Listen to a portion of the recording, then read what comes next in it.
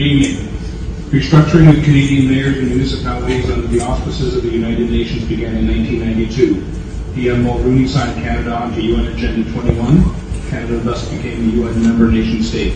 178 countries signed on, lured by the promise of big money to go green.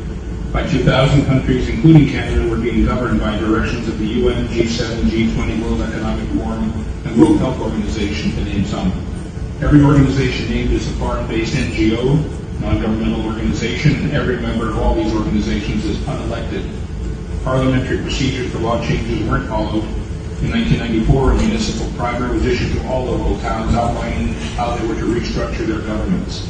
Though the municipal primer was a non-binding agreement, all towns adopted it. Our public officials, the mayor and councillors of that day, were partnered with the private corporation, the Corporation of the Town of Aurora, who appointed a chief administrative officer who helped implement the global agenda instead of a local one. The International Council on Local and Environmental Issues, ICLEI, became the main source of consultation to push and fund the global agenda. We remind you that the World Economic Forum and the United Nations signed the Strategic Partnership Framework in 2019 to jointly accelerate the implementation of the 2030 Agenda for Sustainable Development. This is the same World Economic Forum whose chairman, Klaus Schwab, famously declared, "You will own nothing and be happy." This is the same Klaus Schwab who, referring to Canadian Prime Minister Justin Trudeau, boasted, "We have penetrated more than half of his cabinet." We would ask Mayor Maracas and the councillors, why should the citizens of Aurora bow down to the intrusive dictates of an unelected foreign entity? The fact is we should not, and we will not. What, you ask, does any of this have to do with 15-minute smart cities? Absolutely everything.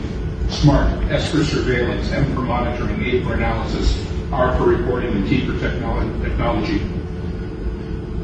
Technology News editor Patrick Wood, 50 years of experience and expertise on technocracy, wrote, "The 15-minute city is a cover for data collection bonanza for technocrats who design and operate them. Cities designed for maximum efficiency always reveal technocrat thinking that efficiency itself is the goal. Maximum surveillance allows for maximum control to achieve even more efficiency." At its very root, this mechanistic thinking is anti-human. The 15-minute city narrative seeks to fool you in the guise of saving the planet, keeping you safe, and delivering convenience. It's actually the gateway to digital IDs and CBDCs and digital currencies. CBDCs allow bankers and or governments to freeze your bank account because you happen to peacefully and lawfully protest and express your disagreement with government policy. Anyone remember the truckers' convoy in Ottawa, February 22, when the Government of Canada invoked the Emergencies Act and froze the private bank accounts of law-abiding citizens?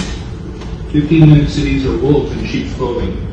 Don't believe the countless stories spewing forth from the 24/7 basis from the elitist captured mainstream media, all claiming to have your best interests at heart. We have been burned too many times. In reality, 24/7 surveillance through the Internet of Things inside your home, 5G and LED streetlights outside, monitoring and tracking and recording everything. Implementation of exclusion zones and geofencing to restrict movement and travel. Ability to control behaviors through military-directed energy technologies. Property and car ownership to be outlawed. Evictions from farms and rural areas to order to gather people into cities. Digital passports being promulgated by the UN, World Economic Forum, and the World Health Organization are in the final stages of planning and implementation. They are tied to social credit score, which is determined by compliance to government directives. These passports control all access and all aspects of life. Digital currency is being implemented to end cash and monitor all your spending.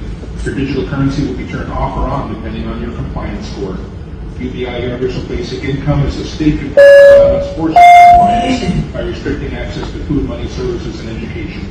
All of the above will enable climate lockdowns to be implemented easily, arbitrarily, and indefinitely. The real agenda of 15-minute smart cities is to monitor and control everyone and everything. In summary, in the coming days, Council will receive an electronic info packet which will contain the text of this delegation and other items. We, the citizens of Aurora, wish to enter into a meaningful, respectful dialogue with our elected members of Council on this complex and important issue. A key framework of that dialogue is a list of questions posed to Council. Can Council explicitly guarantee that citizens will be remain free to travel as is their right under the Charter of Rights and Freedoms? Can Council guarantee not to restrict access to essential services, medical care, bank accounts, government pensions, utilities?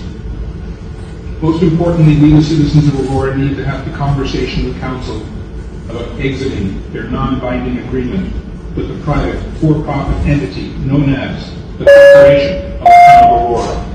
We need to turn back the page to a simpler time when open, transparent municipal government serving its citizens and working in their best interest ruled the day. We are your equal partners on this journey.